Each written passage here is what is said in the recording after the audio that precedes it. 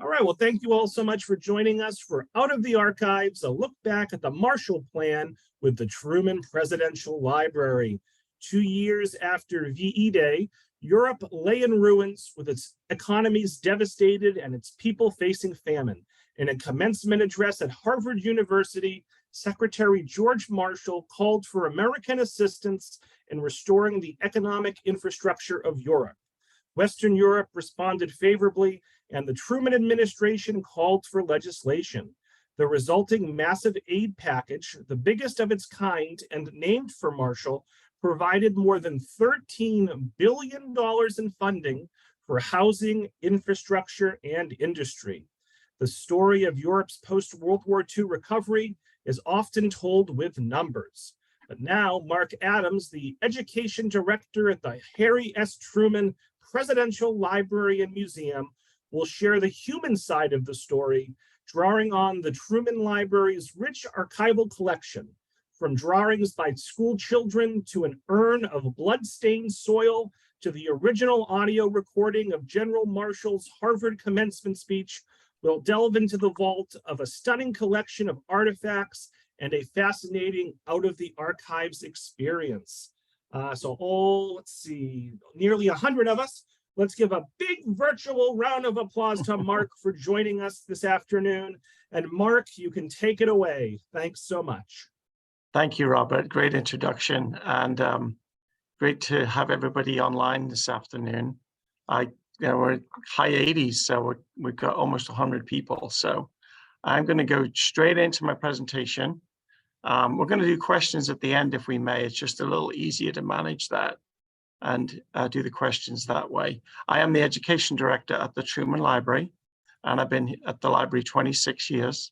And I've done a presentation for Robert before through this group, so it's great to be back. And I appreciate the invitation. So let's go ahead and get started. I'll get my screen share up here. And as Robert mentioned, this is out of the archives, looking back at the Marshall Plan. And the Marshall Plan was passed in April of 1948. So actually this year we're honoring the 75th anniversary of the passage of the legislation. So as Robert mentioned, the speech was in 47, but it took until the following spring to get the legislation passed through Congress. So we're going to talk about that part of the story. We are going to delve into our archives and museum collection here at the Truman Presidential Library and Museum. We have 16 million documents in our archives and about 33,000 museum objects here in the building that I'm working in today at the Truman Library. And we opened in 1957, and Harry Truman worked here for about 15 years. We're only going to see a handful of those documents and archives today. We're certainly not going to see 16 million, but we're going to see a few, and a few artifacts as well, and some photographs along the way, and some really neat things I think you might not have seen before. So let's go ahead and dig into our topic, and thanks again for the invitation. So here's just some of a scattering of some of the objects and artifacts and materials we're going to look at today. I'm going to talk about each of these at length a little bit later on, but just to kind of give you a taster as a kind of an introduction to our program, you see a school children drawing on the top left.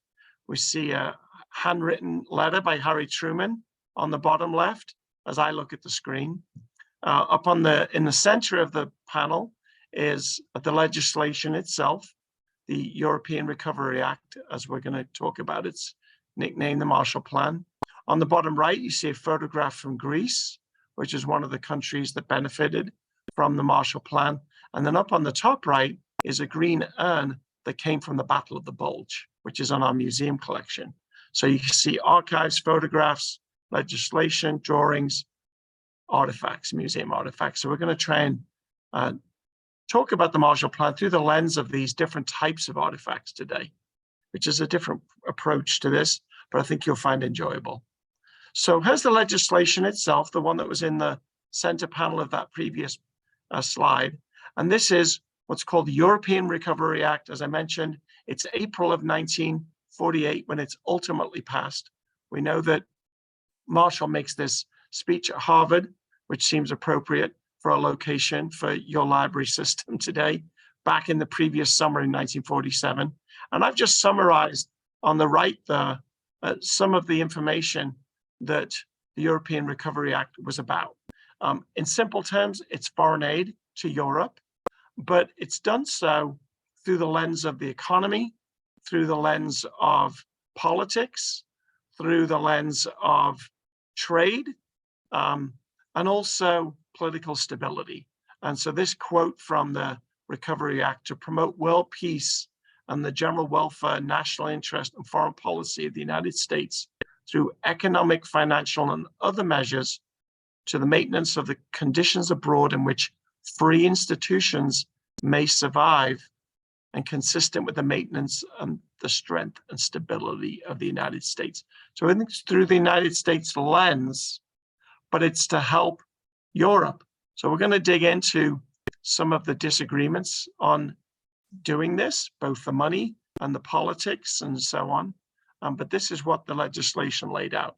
You can see Harry Truman's signature at the bottom of the document, along with the Speaker of the House and the President of the Senate, because it's a piece of legislation. So it's not an executive order, it's a legislation, and there's appropriations associated with that. And we'll talk about that as well, because it's also a little bit unique, the way the money is passed out to Europe. It's a little different than you might expect. So let's move in. That's the big picture. So let's move into the program. First thing to think about is, why is it called the Marshall Plan? This is coming out of the Truman administration. Truman's been in office since April of 1945, after FDR's death in April. And he's got this foreign aid package for Europe all set up, but it bears Marshall's name. So that's the one thing to think about, is what is this relationship between President Truman, and at this time, Marshall is the Secretary of State. He has whole different officers in Truman's cabinet at different times, but at this time period, in 1947, 1948, he's the Secretary of State. Somebody makes mention that's only 2 pages of legislation. There's a lot more beneath that, but yes, the legislation itself is 2 pages. There's 4 different subcommittees that worked on getting that legislation in place, which I'll talk about a little bit later on, but thank you for noticing that. So this is where we're going to dig into some of the relationship between Harry Truman and George C. Marshall. He's well known as kind of a hero to Marshall, to Truman himself. He regards Marshall as what he describes as the greatest living American. And then in this letter, and this you can see the last page of this particular letter from July the 10th, 1947. So right at that time period, shortly after that Marshall makes that speech at Harvard in June, he writes to his wife, Bess. And in our archives collection here at the Truman Library, we have more than 1,300 letters that Harry Truman writes just to Bess Wallace Truman, some before they're married, and the majority of them after they get married in 1919. So he says in this letter, and you can see, maybe you can detect the cursive writing there. It's not that easy to read, but the middle paragraph there, I've decided to give the whole thing to General Marshall. The worst Republican on the Hill can vote for it if we name it after the general. So let's interpret that a little bit. He's giving the whole thing to Marshall. So he's giving this idea of foreign aid, what ends up being called the Marshall Plan. He's going to give the name to General Marshall. He's going to give him the credit. Why? Well, one, he admires him a lot, talks about him as being the greatest living American, but he also realizes when it comes to Congress, the Republicans, what he describes as the worst Republicans, will still vote for it if it's named after the General Marshall, because he is held in such great esteem. Now, a quick word on Congress for context. In the 1946 midterms, Truman loses the House and Senate. So he's going to regain them in the 1948 presidential election, which is coming up at the end of the year when we get to the point of the legislation here in April of 1948. But in 1948, when they're voting on it in April, it's a Congress that's dominated by Republicans in both House and the Senate. So Truman knows he needs Republican support. So that's one factor, put Marshall's name on it. And then in this letter to Bess, I love this sentence. had a grand session with Marshall today. He's one fine man. So even to his wife, he's gushing about Marshall. So you can see the regard he holds him, but he also realizes the Republicans hold him in such great esteem as well. So that's going to be helpful to him, he thinks, in getting the legislation passed.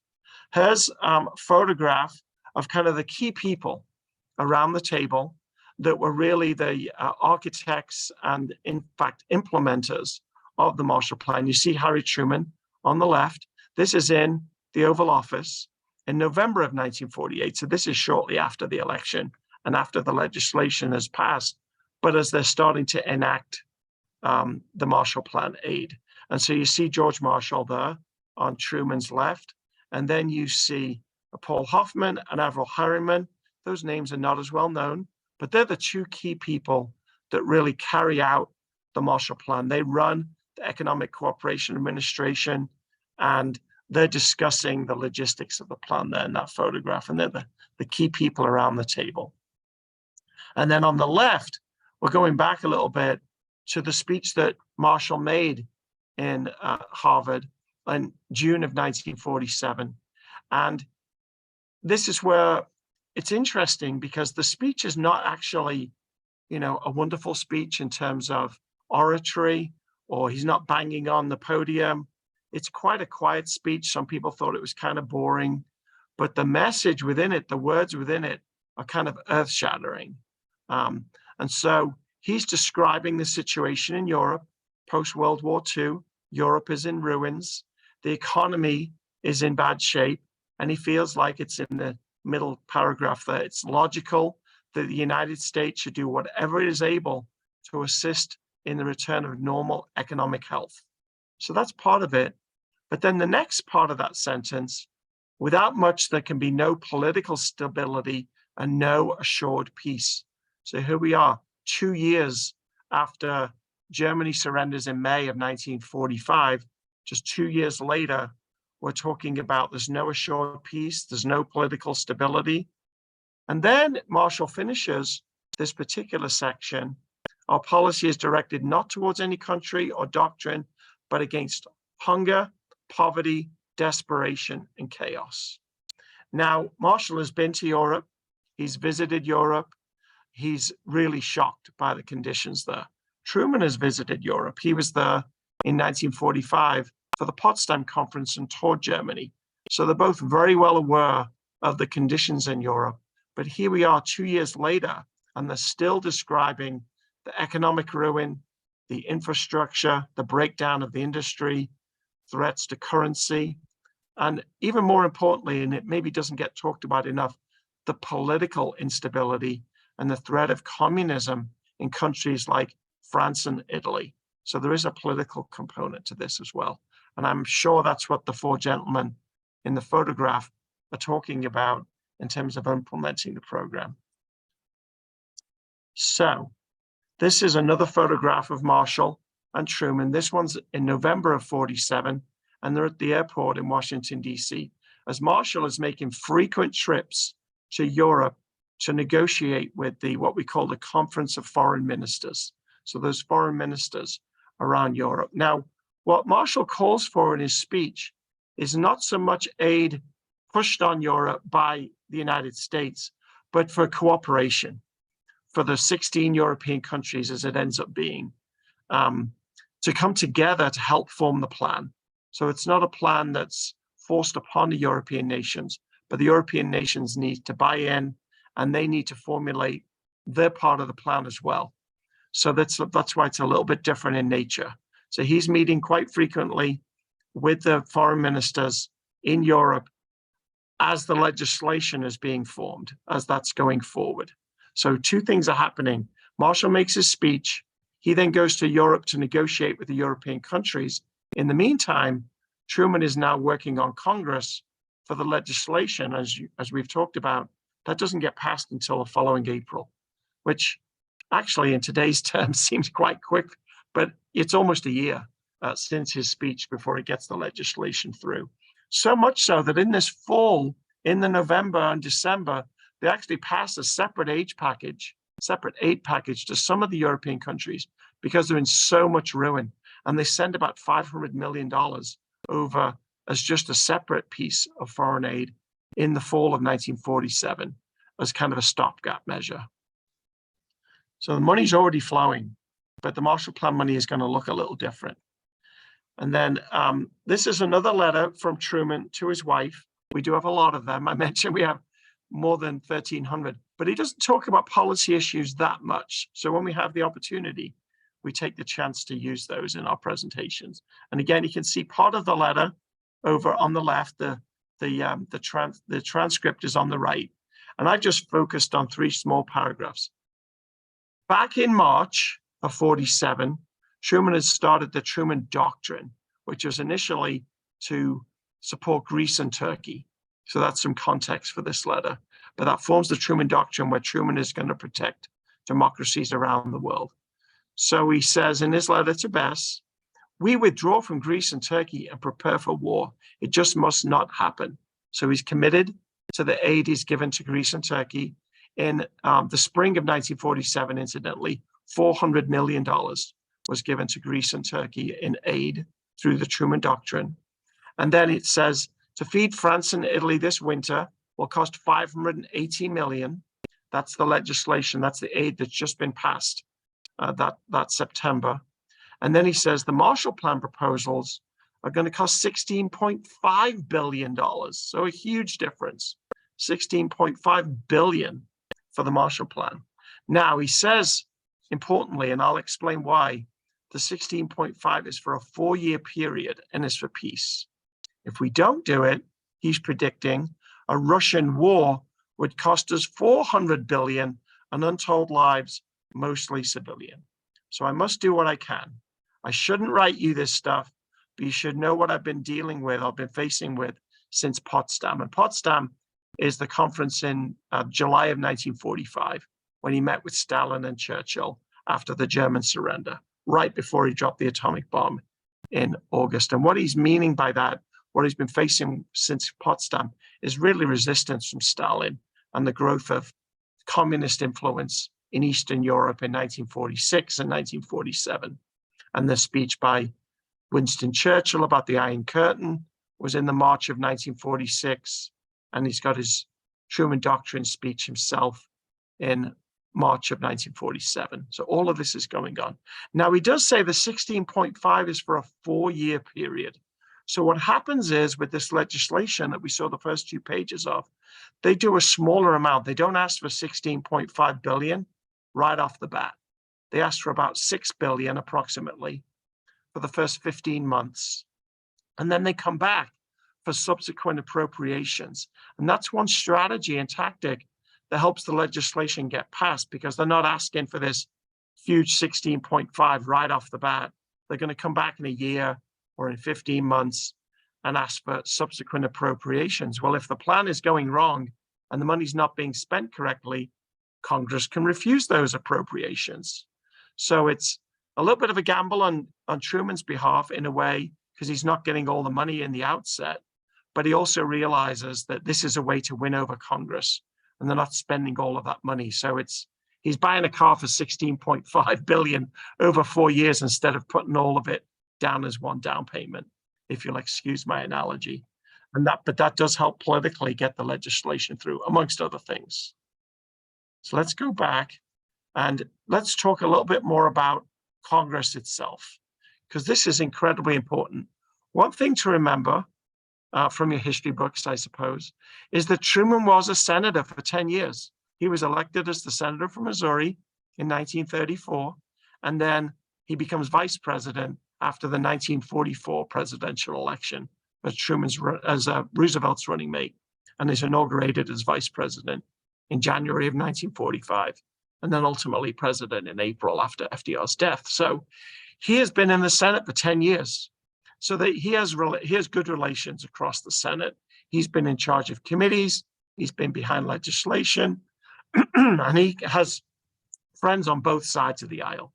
So that's going to be in his favor. However, many congressmen, particularly Republicans, are against this type of huge amount of aid to Europe when the money could be spent elsewhere. Does that sound familiar? Every decade, we have the same Not necessarily Europe, maybe Ukraine right now might be a good example, maybe Africa, the third world, other places the United States has helped with aid. Similar arguments, we see those parallels. So we're going to look at Congress, and in this case, I've gone a little bit different. We've gone to political cartoons, and that's because they're my favorite. Full disclosure, in our archives, I love looking at our political cartoons. You really get a sense of the time period, and you get a sense of the opposition. This one is from Clifford Berryman, which was in the Washington Evening Star, prolific cartoonist. This is in November of 1947. So as they're getting closer and closer to looking at the legislation, and you can see here, Truman's got his fingers in his ears. He's reading a document that says special session and foreign aid, but Congressman Knudsen is over on the right saying tax reduction, and he's banging his drum. So, you know, different things needed from Congress. Congress is talking about tax reduction, obviously, and Truman wants this special session of foreign aid, which means spending money. So I would imagine the tax reduction may be more difficult. So that's one really nice one that you can see some opposition to what Truman's wanting to do. And then here's another one, and this is for the special session of Congress where they're looking at different things. And look at all of these. This is kind of pawns on a chess set. You can see the chessboard on the bottom. They're supposed to be pawns. He's a better cartoonist than me, so I'm not complaining. They're going into this special session. You see the gentleman with the briefcase on the right, Congress. And in this special session, look at all of these things they're considering. Quick aid to Europe, price control at home, long-range Marshall Plan, aid to China, aid to South America. What I found interesting, out just as a little aside, this is November of 1947. They're already calling it the Marshall Plan. So the speech was in June. The legislation isn't passed until April of 48, but we're already referring to it as the Marshall Plan. So you can see the wheels are in motion there. And then other expenses too, aid to China, aid to South America, aid to Europe, quick aid to Europe. So a different one, which we just talked about. And then Congress, but I didn't know you were bringing all the relatives, which, you know, he's brought all these other things along. And that means more and more expense, right? If you have to deal with all of these, more feet at the table for maybe Thanksgiving. We're in November when this cartoon is written. So another interesting way at looking at some of the opposition Congress might have. And then Truman makes a special message to Congress in December of 1947, so right before Christmas. He makes an address, a message to Congress, and he's talking about the free nations of Europe, to restore their lives, to restore the sound world economy, support for ideals of liberty and justice. So we're intertwining the economy, you know, standard of living, rebuilding Europe, but also politics, individual liberty and justice. I think between the lines, he's saying that's not happening in the Soviet Union. As we give them moral support, that's going to give them the chance to, you know, pay that back through teamwork, the cooperation from both home and abroad. So this idea of a cooperative plan that the 16 nations have to help form the plan of how the aid is going to be spent, where is it going to be spent, so they're not all fighting over the money. So he really reiterates the fact that this is a joint undertaking between the two bodies of Europe and the United States. There's also some political motivation there too for kind of getting Europe to be more unified itself so that the countries come together. We've just had two wars, World War I, World War II, where Europe was split in two. So the idea here is to try and get Europe to be more unified around the economy, trade, ultimately currency, but not yet. But we know that's coming in the 50s. And ultimately the common market and the European Union down the road. And he says, I want you to proceed as rapidly as possible. So we're ready for this by April the 1st. Well, spoiler alert, the legislation passes on April the 3rd. So Truman gets his way, but it is not an easy task by any means. Here's the legislation when it's passed in April. One thing that people may not realize is that various supporters of Truman go all around the country promoting this, going to social groups, Kiwanis groups, Lions clubs, you name the group. Different people were going out to visit different clubs all around the country, making speeches. More than 100 congressmen make trips to Europe to see the situation in Europe and then report back. They form 4 subcommittees, one through the House, and then the other 3 are bipartisan, both House and Senate members, that report on different aspects of the implementation of the plan. And they include Republicans in every one of them. And they come back unanimously in favor of the plan and how it's going to be implemented. What Truman's strongest ally and George Marshall's strongest ally was a Republican, Senator Arthur Vandenberg, who really pushes this through to help get it through Congress in April. Here's the signing of the legislation. Mostly happy faces. There's always some glum ones. Maybe that's just the way they look. But this is Truman signing the legislation there on April 3rd, 1948, 75 years ago this year, back in April. And so how does Europe react?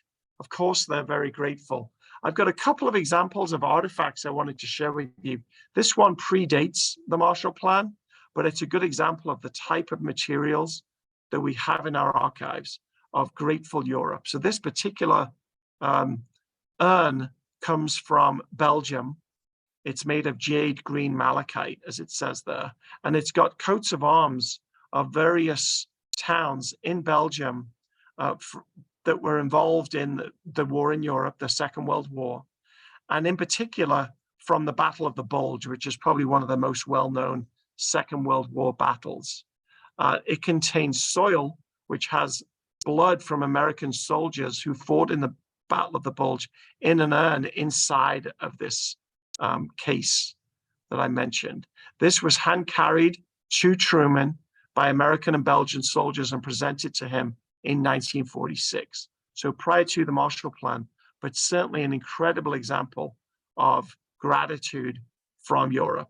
And you can see some of the town names on the coats of arms there, on the case that's inside. And then this is the black item on the left is the urn, and then the soil from the Battle of the Bulge is inside of that urn. These are some drawings, paintings done by German school children to thank Truman for the school feeding program. The statistics about the school feeding program are there. You can see them, how they started out feeding 240 children and to feeding 820,000 children, a 350 calorie meal, 5 days a week. And you see on this poster or drawing that Bavarian students entered a competition to design a poster to thank President Truman. And so in our collection, in our museum, we have the top 50 out of the, I think it was about 500,000 posters that were made by German children thanking Truman. You can see the ship there with the stars and stripes, and then the planes, and then the different architecture from the United States over to Europe. And I think I've got another example of those. There's another one. I can't read the German writing, I'm afraid, but you can see the skyscrapers on the left. And then in this case, it's sailboats. That's not really how they transported, of course, but student imagination. And you can see them loaded up with goods coming across the Atlantic, and then them stepping foot in Europe when they come over to the right side. So Truman was really enamored by these posters, and we have them on display in our museum that we just recently renovated. So a wonderful artifact to show gratitude from, in this case, German children. And then on display, just to show you some examples of both gratitude and also the implementation. This is a photograph from the National Archives. This is in Yugoslavia, as it was known then. This is Yugoslavs watching a boat coming from Greece, which was the boat's first stopping point.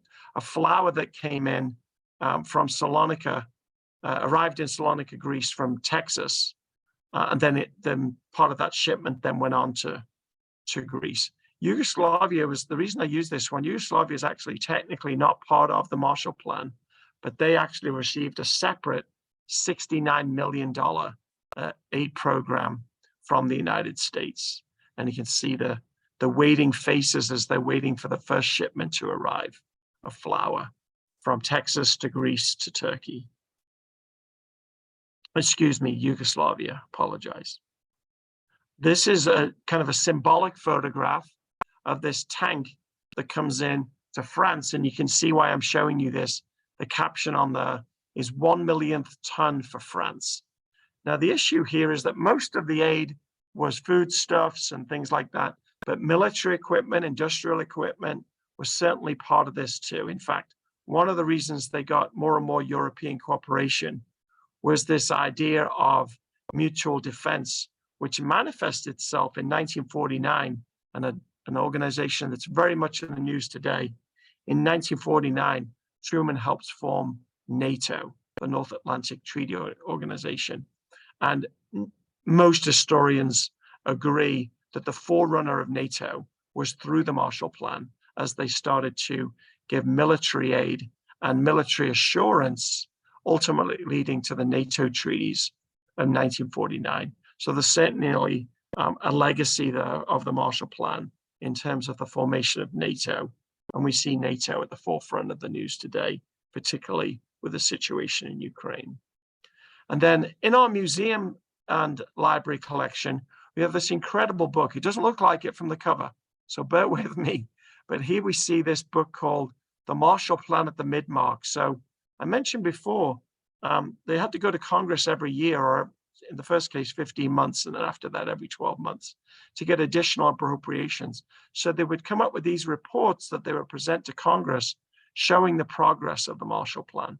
Here you see Paul Hoffman in the middle, who's the director of the plan, Dean Acheson on the left, and then George Marshall himself on the right.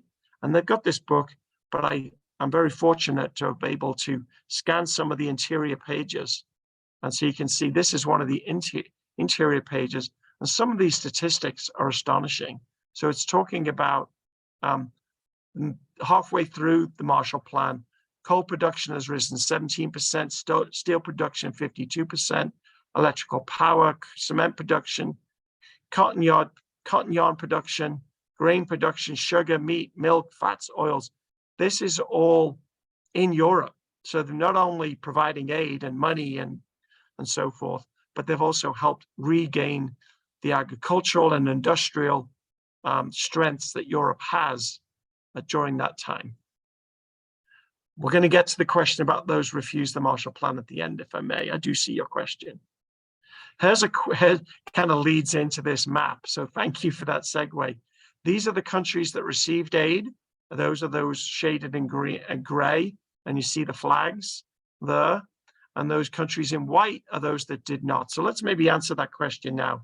The aid was offered to the Soviet Union and to those Eastern Bloc countries. And in fact, some of those Eastern Bloc countries, like Czechoslovakia, as it was called then, now the Czech Republic today, were very willing and wanting to take the aid. But because of the control by Stalin of those Eastern European countries, Stalin refused that aid, would not let them take the money. And they set up their own economic aid package coming out of Moscow, which was a complete failure. So you can see those Eastern European countries. You'll see Spain too is left off this. And that's because the associations with Franco and the disputes over the Spanish Civil War had left tensions between the rest of Europe and Spain. And so money was not offered there. But you can see some of the defeated nations, Germany and Italy, for example, were both offered aid and received aid. Now, when I say Germany, it's the Western zones. Germany was divided into those 4 zones at the Potsdam Conference. So the Western zones, what became West Germany in 1949, received aid through the Marshall Plan, as did Italy. Here's some of the interior pages, and these are just showing some examples. So you can see on the left there, Manchester dock workers unloading a US ship. Flour from Higginsville, Missouri, just down the road from where I am in Independence. A flour going to Greece. A lady moving into a new house in Copenhagen, Denmark. and then weaving cotton in France, and then the architect there on the bottom right. I think that got cut off, but I believe that's in the Netherlands. And then here's one of my favorite photographs, and it kind of summarizes the Marshall Plan in one photograph. And this is a Missouri mule alongside a Greek mare, and they're plowing a field in Greece. So Missouri mules were sent from Missouri by President Truman through the Marshall Plan to help with agriculture. Truman used mules himself as a farmer, as a young man. And here you see the cooperation that I was talking about between Europe and United States. So let's just move on. Here you see a kind of before and after of a Belgian metalworks that's inside the book that I mentioned, kind of from its destruction on the left to its rehabilitation and back up into working order on the right. And then there was so much appreciation for the Marshall Plan, or as we call it, the Economic Recovery Program, that in Italy they held exhibits to promote it. And this is the exterior of the exhibit. You see the ERP there for an exhibit that was held in 1949. And then interior, you see these posters, food, coal, oil, cotton displays with the flour and the coal and the oil drums. So this is the interior, one of the slides of the interior of that exhibit. And then my conclusion, we have about, whoops, sorry about that. Press too many buttons at once. I want to make sure I have time for questions, but I do want to get to my conclusion too. And my mouse is, here we go. So as you can imagine, this was an incredibly bold program. Most expensive initiative ever attempted. As I mentioned, 16.5 billion in today's dollars. Changes with inflation every day, of course, but it's about $170 billion in today's money. Not only did it stop any kind of economic depression, which people were worried about, it also paves the way for political independence in those countries that were threatened by communism. And that was not unintended. They were very worried, particularly. There was elections in 1948 in Italy, where it looked like the communists were going to win. And there's a lot of speculation that the CIA helped that election go a different direction. So that's something you can look into. They were very worried about the spread of further communism from Eastern Europe into Western Europe. But also, not only did it avert the threat of economic depression, it rebuilt industry, it rebuilt agriculture in Europe, across Europe, but it also paid for these kinds of cooperative efforts. So the Organization of Economic Cooperation and Development, North Atlantic Treaty Organization I mentioned, and ultimately the European Union. That started out more as kind of a cooperation of countries that produce steel and coal, and they kind of united around that. And then as they went into the 50s, they started what we call the common market. And then that developed in the 1970s and 80s more into how we see the European Union today. So certainly a legacy. And then the bullet points there on the right, the idea of America being isolated like they were prior to World War I, that idea is over. Europe is being assisted by America. America's got the foot in Europe, and people are critical of that. And others are supportive of that. It's a true example of the containment policy that Truman held as part of his foreign policy, part of the Truman Doctrine, containing communism, not letting it spread. The idea of rebuilding your enemy is fairly unique at that time. So, get your enemy, instead of reparations after World War I, here's the idea of rebuilding your enemy and bringing them back to an equal footing. It's been regarded as, a huge, great humanitarian effort. And you see that phrase used, Marshall Plan for Africa, Marshall Plan for AIDS, Marshall Plan for South America. The Marshall Plan is used as a bellwether, as an example of a successful policy. And US aid, foreign aid programs came out of that concept. On the flip side, the Soviets in particular, and some critics in the United States, accused the United States of engaging in economic imperialism. So influencing these countries to kind of come around to your way of thinking through economic aid. So this idea of imperialism through economics was a criticism that was made. So let me stop my screen sharing and get the chat back up. And you are welcome to start to write your questions on the chat while I take the questions that you have posed. And somebody asked about how much is that in today's dollars? So we got that one. And Mark, just as a heads up, only you and I can see the comments and the questions. Okay. So just make sure to So read I'll them read aloud those. before you answer them. Yeah, so James asked, how many years was the 30 billion spread? It was spread over 4 years. And then I think I answered, how much is that? It was 16 billion. And then it was not 13. And it was over 4 years. And that's about 168 to 170 million, depending on the inflation of the day and whether you compare that to the euro or something like that. 16 nations. Do you have a pencil? I can read through them real quick. I just happen to have a chart to my left, so I haven't memorized them. But the United Kingdom, Italy, the Netherlands, Greece, Austria, Belgium, Luxembourg, France, West Germany. Hopefully you weren't counting. Yeah, Ireland did receive aid. It's kind of very similar to Yugoslavia. There were countries that received aid that were not necessarily part of the plan. Yeah, the aid to Asia was separate, but there was aid to Asia. There's also aid to South America through something called the 0.4 program. So there's different aid around the world, but the Marshall Plan specifically was for European countries. But there was aid to Japan, and there was aid to South America, and the South American aid comes under what we call the 0.4 program, which happens more in Truman's second term after the 48 election victory. What do the European countries need to do to receive the money? Well, they did have to kind of sign off. They had to kind of come together cooperatively.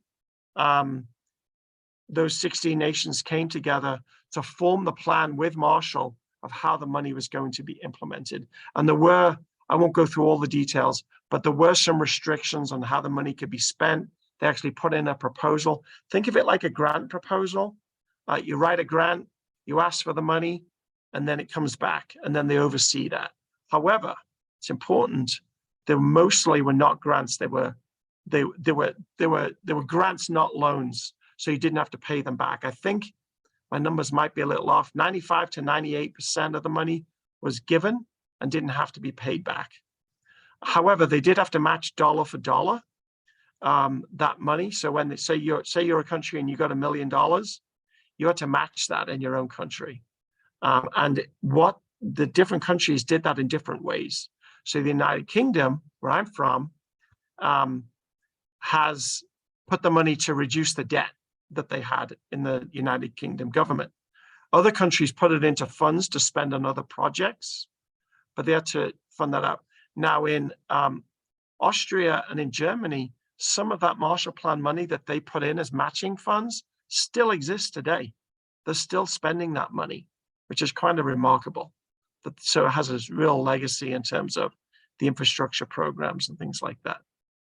I like the comment about the Belgian chocolate in the green box. Any other questions? And thank you for the kind comments there too. Just so you don't have to read them out loud, Mark, I'll read the kind comments. Janice says, thanks for this great presentation. Steve says, fantastic lecture, very informative. Frank says, bravo, superb, concise, and historically relevant. Absolutely relevant, for sure. Absolutely relevant. And we've had quite an amazing week, but yeah. Joyce, I apologize, you might have already answered this. Joyce wanted to know, who were the countries who refused the Marshall Plan? So mostly it was the Eastern European countries, and because of Stalin's influence. Right. So some of them actually wanted the money. In March of 1948, the Czech government was overthrown by the Soviets. So they were ready to accept the money, and then suddenly they were a puppet state of the Soviet Union. So those Right. puppet states, as we call them, were not allowed, even if they wanted the money, they were not allowed to take it. And Stalin actually set up a separate economic aid plan in kind of retaliation, but it didn't really work in the same way. Gotcha. Maddie says outstanding. Claudia says this was excellent. I don't see any additional questions. We're early, Mark, but that's okay with me. So folks, let's give a big virtual round of applause to Mark for a wonderful presentation. Mark, I'll circle back to you in about 30 seconds. But folks, just a reminder for those watching live, you'll receive an email from me tomorrow with a feedback survey. Please take 30 seconds and fill that out. Also, there'll be a recording. There'll be information about some other U.S. presidential programs that might be of interest. And I'll also thank the partnering libraries in that email. Mark, do you have any last words before we wrap it up? Just if any, and we had people from all over the country and Canada and everywhere else. If everyone's in the Kansas City area, I really encourage you to come to our brand new renovated museum. We just finished a $30 million renovation. You can see that Belgian urn.